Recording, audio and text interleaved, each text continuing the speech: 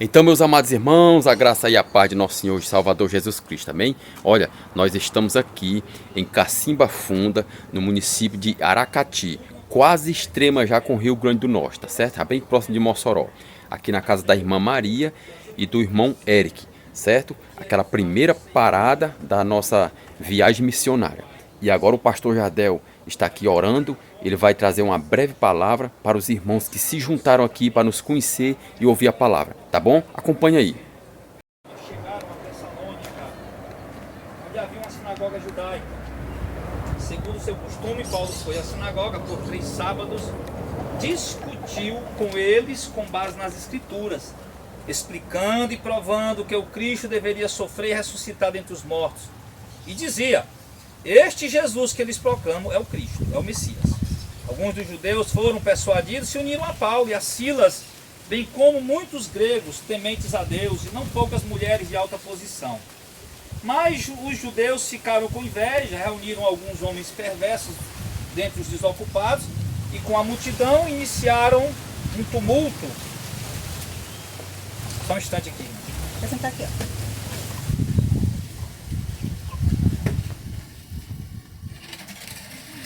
Com a multidão iniciaram um tumulto na cidade. Invadiram a casa de Jason em busca de Paulo e Silas a fim de trazê-los para o meio da multidão. Contudo, não o achando, arrastaram Jason e alguns outros irmãos para diante dos oficiais da cidade, gritando: esses homens que têm causado alvoroço no mundo chegaram agora aqui. Amém. Então, só isso, né? Até aqui. Eles reclamaram que Jason os havia recebido em casa. Queridos, observe um detalhe. Quando os apóstolos saíram pelo mundo pregando o evangelho, a Bíblia diz que eles causaram alvoroço no mundo, que eles estavam alvoroçando o mundo. Aqueles homens lá de Atenas disseram: olha, esses homens que estão alvoroçando o mundo chegaram aqui e estão alvoroçando nossa cidade. Mas que tipo de alvoroço que os apóstolos causavam no mundo? Exatamente a sua pregação. Os apóstolos não andavam alvoroçando o mundo fazendo o que as demais religiões faziam, porque Cristo não veio fundar uma mera religião. Os apóstolos não andavam alvoroçando o mundo, oferecendo às pessoas aquilo que as pessoas querem, pregando baseado na ganância das pessoas, na cobiça das pessoas. Os apóstolos não alvoroçaram o mundo porque chegaram nos lugares fazendo campanha, de 7 semanas para isso, de 21 semanas para aquilo, e distribuindo envelope ungido. Os apóstolos alvoroçaram o mundo exatamente porque a sua pregação era uma pregação de arrependimento. Era uma mensagem, irmãos, uma mensagem, como a gente chama, né? Uma mensagem da graça, mostrando que o homem precisava se converter de seus pecados, se converter a Cristo para poder ser salvo, não precisava cumprir nenhum rito da lei, ou adorar nenhum tipo de imagem, ou mesmo se envolver com qualquer tipo de religião. Precisavam tão somente seguir a Cristo pela fé, crer que Jesus era o Messias. E a pregação deles, ela protestava contra a corrupção política, protestava contra a corrupção teológica, né, bíblica, a corrupção religiosa, a defraudação religiosa, a deturpação religiosa. Paulo havia percebido que a religião, ela simplesmente queria dominar as pessoas, escravizar as pessoas. Aleluia, Deus. E ali Paulo pregava contra isso. Você vai ler as cartas de Paulo, você vai ver Paulo pregando contra isso e mandando, pedindo que os obreiros deles preguem contra isso. E isso estava causando alvoroço. Alvoroço porque muita gente estava se convertendo a Cristo.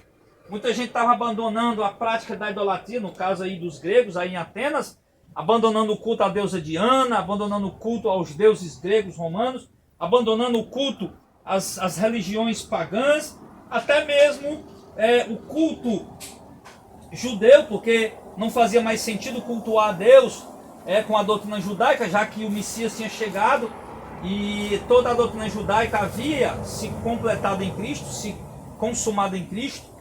Então agora não havia mais necessidade disso. Então essa pregação deles dava a entender para os demais religiosos que eles estavam aí simplesmente perseguindo a religião dos outros, falando mal da religião alheia. Mas não era isso. Não era que eles estavam falando mal da religião alheia, da religião dos outros. Eles estavam simplesmente querendo levar uma mensagem que salvasse aquelas pessoas. E isso causava alvoroço, irmão. E aqui, né, a mensagem breve que a gente vai trazer aqui, é claro que eu não vou passar 1 hora pregando aqui, 10 minutos aqui é o suficiente, mas é isso que a gente está precisando de uma igreja como essa hoje. Eu fico me perguntando, Eric, irmãos, irmã Maria e demais irmãos, né? Onde é que está essa igreja que alvoroça o mundo?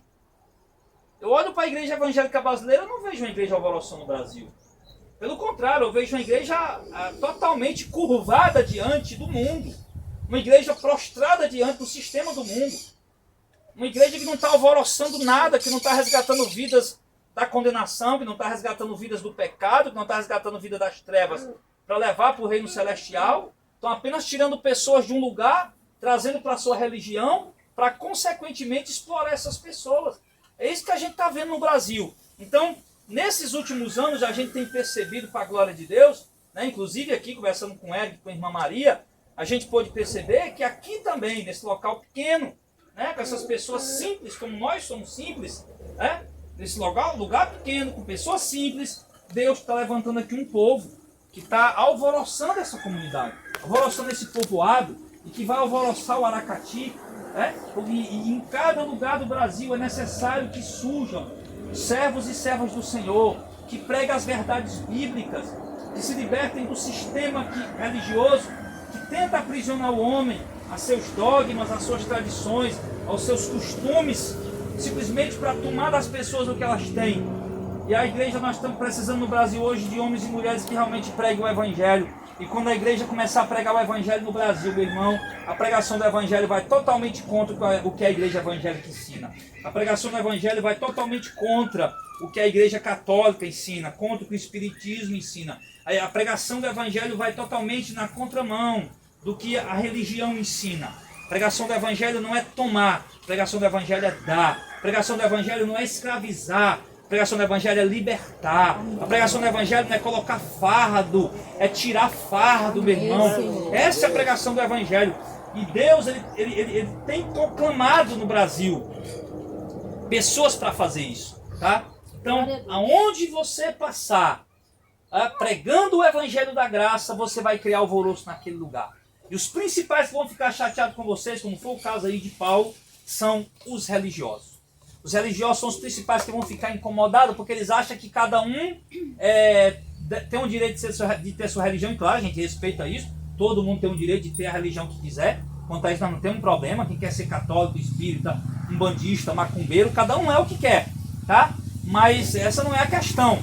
A questão é que quando você prega o Evangelho e vai contra esses sistemas religiosos, eles acham que você está indo contra eles simplesmente por ir. Eles não entendem que você está querendo levar a mensagem que vai salvar a vida deles.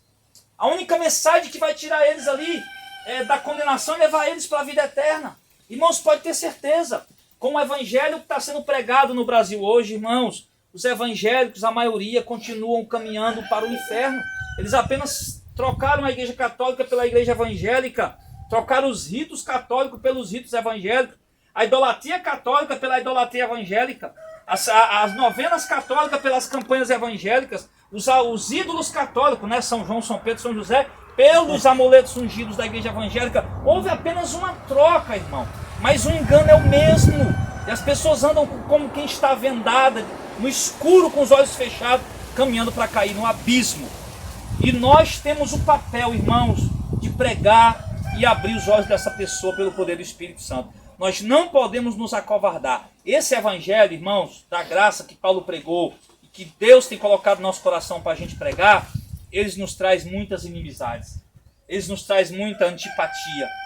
Eles nos traz muitas, como eu posso dizer, perdas, nos traz insultos, críticas, incompreensão por parte de muitas pessoas, mas em compensação, aonde esse evangelho chega no coração de um eleito, onde Deus se revela para ele, e ele compreende essa graça, meu irmão, aí essa pessoa passa a te amar e ser teu amigo, porque entende que você tem um propósito realmente de resgatar vidas e conduzi-las para a salvação, e não de tomar o que essas pessoas têm, né? Então nós precisamos, irmão Eric, irmã Maria, irmãos aqui da comunidade de Cacimba Funda, Aracati, nós precisamos de homens e mulheres de Deus, irmãos, que proclamem essa verdade, que estejam dispostos a perder amizades, estejam dispostos a sofrer a antipatia das pessoas, a ser criticado, a voltar para casa triste, quando você vai evangelizar, voltar para casa triste, angustiado, abatido, a ter que se confrontar com pessoas, inclusive evangélicos lá fora, que vão te chamar de um monte de coisa, e você vai voltar para casa angustiado porque você, poxa vida, vai ficar triste, que eles não entenderam o que é que você estava fazendo ali, acha que você está só brigando para tirar a gente da igreja deles e trazer para a tua. Eu já falei que para tirar a gente de uma igreja, para trazer para a nossa, para encher, é uma técnica que é fácil de fazer, que eu sei fazer e eu já fiz isso no passado. É só fazer campanha, dar amuleto ungido, prometer vitória, riqueza, conquista, prosperidade, cura, milagre, isso, e o povo vai vir, meu irmão. Qualquer lugar que você construir, ele se torna pequeno em pouco tempo. Mas pregar o evangelho da graça não. Pregar o evangelho da graça é como jogar uma rede no mar, como Jesus disse, e arrastar para a terra. E ali o evangelho vai sendo pregado e vai sendo feita a separação entre os peixes bons que vão sendo colocados no cesto e os peixes ruins que vão sendo jogados fora. Amém, para a condenação eterna. Então, glória a Deus. Eu deixo essa palavra para os irmãos. A igreja Calvário Nosso Mundo chegou até bem aqui, no caso lá na Grécia. E agora a igreja Calvário Nosso Mundo, ela precisa chegar no Brasil. Não adianta me dizer, mas o Brasil está cheio de igreja evangélica. Sim, mas pregando o quê? Igreja evangélica que não está pregando o evangelho. Esse é o problema. E o Brasil não precisa de uma igreja evangélica, o Brasil precisa da igreja de Cristo. O Brasil não precisa apenas de um religioso, o Brasil precisa de pessoas comprometidas com Deus, com a palavra de Deus. O povo está cansado, irmão, de receber promessas e não ver essas promessas se cumprir. O povo está cansado, o povo quer o evangelho que alivia seus corações e mostra para eles o caminho do céu e lhe traz conforto e consolo da parte do Espírito Santo de Deus para a vida deles. Amém, então, Senhor. Essa palavra que eu queria deixar para os irmãos, tá? Eu quero fazer nesse momento aí mais uma oração para a gente encerrar esse momento aqui nesse momento, agradecendo a Deus aqui por tudo, né? Eu gosto da irmã também pediu oração naquela hora. A irmã pediu oração, o nome da senhora? Diva. Nívia. Ok. Então vamos orar. Os irmãos querem ficar de pé? Tanto faz. Os irmãos vão ficar de pé. Pode ficar em pé, irmã Nívia. Se não puder, não tem problema não, vai ficar sentado. Vamos orar, queridos. Deus soberano e todo-poderoso, nós louvamos, exaltamos o teu nome, Senhor, porque tu és fiel, tu és um Deus justo, digno de honra, de louvor e de exaltação. Queremos te agradecer, meu Pai, por estarmos aqui nesse lugar, na tua presença com nossos irmãos, que essa breve, meu Deus, e simples palavra possa trazer um impacto gigantesco no coração dessas pessoas, Pai. Que o Senhor possa trazer crescimento espiritual, maturidade espiritual, conhecimento da tua palavra, meu Pai, que não depende, meu Pai, de QI elevado, de estudos em faculdades, mas depende da tua revelação, do Senhor se manifestar através da tua santa palavra. Então fala, Pai, toma aqui a vida da irmã Maria, toma a vida do Eric, toma essa congregação aqui dos irmãos que trabalham nesse lugar. Toma a igreja aqui nesse lugar, Pai, e manifesta a tua glória, e vai resgatando os teus aqui, meu Pai, fazendo, cumprindo os teus propósitos em nome de Jesus. Toma aqui essa senhora, meu Pai, que pediu oração, meu Pai, dê-lhe saúde, meu Pai, repreenda todo o mal da vida dela, pelo poder do teu nome, Senhor. Traga saúde, traga cura, traga libertação e transformação para essa vida, em nome de Jesus. E visita aqui os que estão enfermos, que estão doentes, ó Pai, acometidos, e opera com a tua força e o teu poder na vida de todos. É isso que nós te pedimos, ó Pai. E também, meu Deus, eu peço ao Senhor que continue nos guiando em nossa viagem, em nome de Jesus Cristo. É assim que te pedimos nesta hora e te agradecemos. Amém. E graças a Deus, amém. Quem pode aplaudir o Senhor? Amém. Graças a Deus.